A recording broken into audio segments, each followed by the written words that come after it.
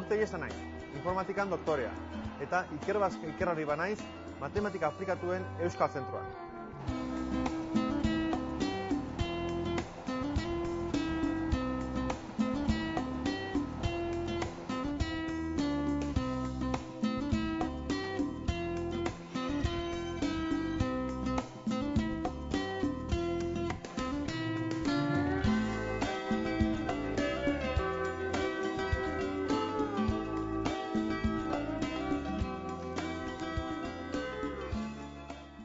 Nere ikerketan, komunikazio saren modelizazio matematikoan datza.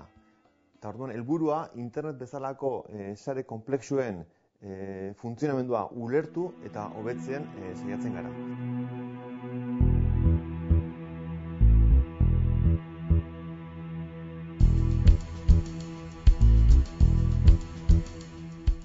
Ikerketaren erabilgarritasuna gizarte batekiko bi planotan aipatuko nuke.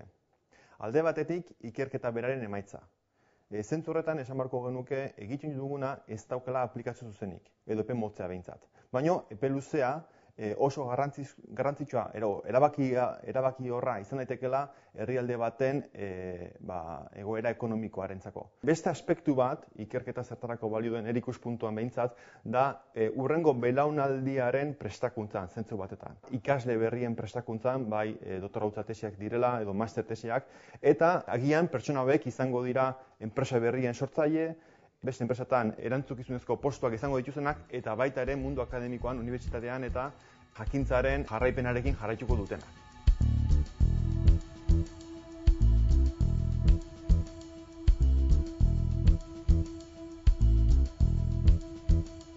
Nire kasuan ikerketa bizitza estiloa dela esango nuke.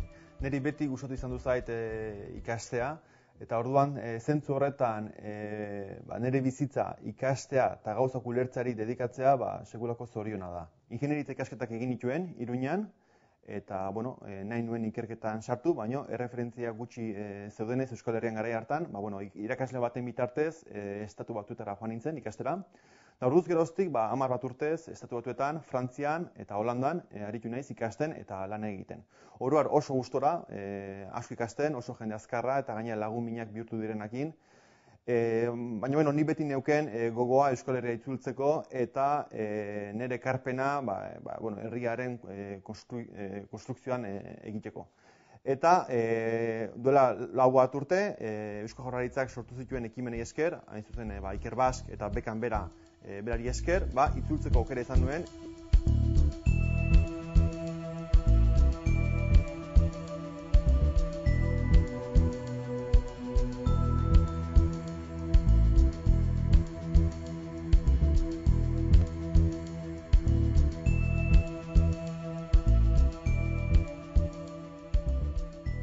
Maila personalean oso baloratua sentitzen naiz. Agian pribilegiatu bat izango naiz, baina doktorautza bukatu eta berehalaxe lortu non ikertzaile funtzionario postu bat Frantzian, oso baldintza honetan, eta gero Ikerbask eta bekami esker Euskal Herrira baldintza honetan etortzeko aukera izan nuen, eta guztia pentsezina izan nuen dela urte batzuk. Baina iripena daukat nera bezalako historiak salbuespen bat bihurtzen ari direla, eta gaur egun gazte batek ikerketaren bidea jorratzea erabakitzen badu, doktorautza egin beharko du 4 urtez, eta agian gero beste 5 edo urte gehiago beharko ditu lan iraunkor bat lortzeko unibertsitatean edo ikerlari bezala. Beraz, ibilbide hori edo ikasketan bukatu eta berehala lanean hastearekin konparatzen badugu, erabakia ez dago batera argi.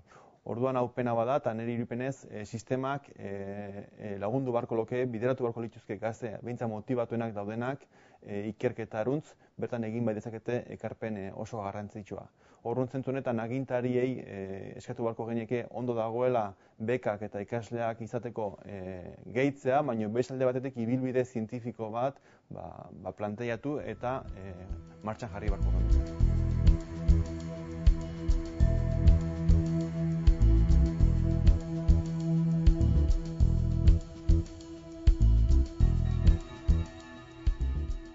Alderdi txar bezala oso konpetitiboa dela esango nuke. etengabe ari gara konpetitzen. Gure artikuluak aldizkarietan argitaratuak izan ditezen, edo gure ikerketarako dirua lortzen, edo ikasleentzako bekak lortzen, eta bar. Zentzu horretan, apur bat nekeza dela esango nuke.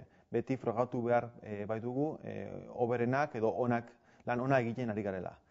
Beste aspektu txar bat, esango nuke, nire kasuan 10 bat urtez atzerrian egon da, gazte batek Euskal Herrian izan dezakeen edo daukan bizitza hori ez nula izan, ez da, herritako festak udan eta bar, eta zentzu horretan oso bizimodu desberdina eraman izan dut, ez da. Alderdi positibonetako bat, askatasuna esango nuke.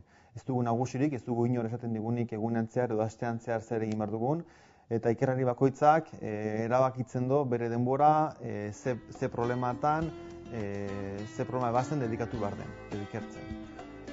Beste aspektu positibo bat, eta txarrenarekin, aipatu dudanarekin errazionatuz, horren beste urte kanpoan pasatu izana, ez alderri txarra bat izan, beste oso positibo bat ere badauka, ez da, sekulako esperientzia personala eta profesionala izan da, hainbat jende ezagutu, jende interesgarria, lagun minak ere bihurtu dienak, eta zentzu horretan munduko hiritar izatearen konstientzia bat hartu dut, ahaztu barik Euskal sustraiak.